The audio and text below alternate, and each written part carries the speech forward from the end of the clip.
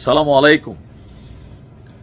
এ যেন বাঘের ঘরে ঘোগের বাসা।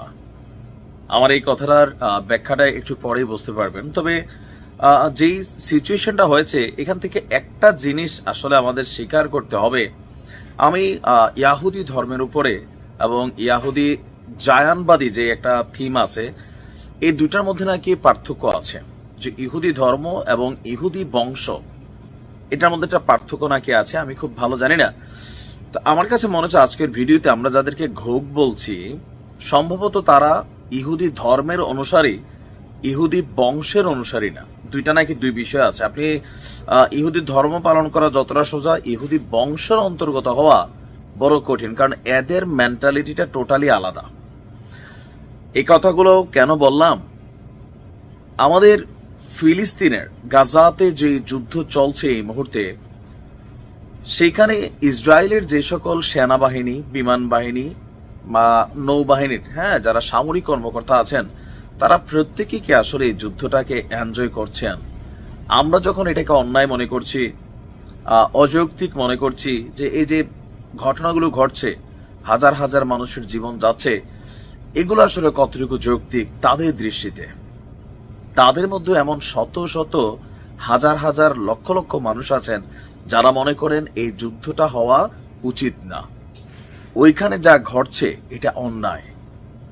সাধারণ মানুষের মনে করা আর সেনাবাহিনী বা বিমান বাহিনীর সদস্যদের মনে করার মধ্যে আকাশ পাতাল পার্থক্য আছে। খুবই আশ্চর্যজনক ঘটনা।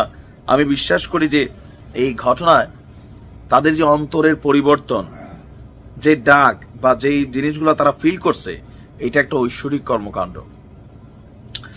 ফিলিতে যে ঘটনা চলছে, চলমান সামরিক আগ্রাসনের বিরুদ্ধে অবস্থান নিয়েছে দেশটির বিমান বাহিনীর পাইলট, কর্মকর্তা এবং সৈনিক সহ অন্তত 970 জন কর্মী। আর প্রথমবারের মতন এত বড় সংখ্যক রানিং এমপ্লয়ি।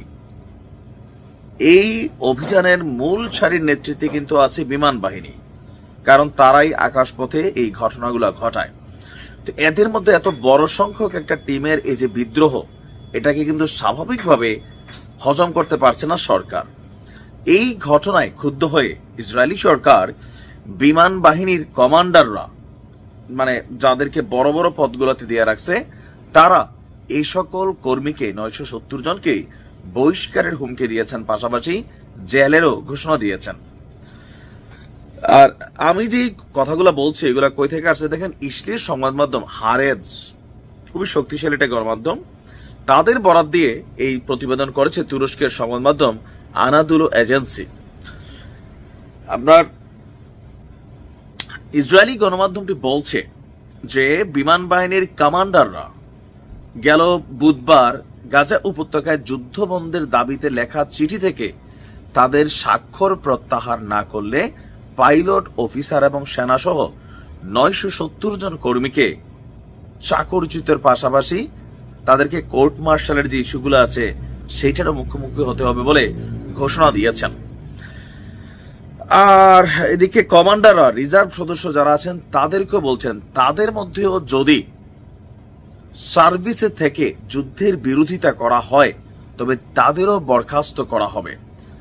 অবশ্য এই হুমকি কিছুটা কাজে দিয়েছে। এই হুমকির পর মাত্র 25 জন স্বাক্ষরকারী 970 জনের মধ্য থেকে তাদের নাম প্রত্যাহার করেছে।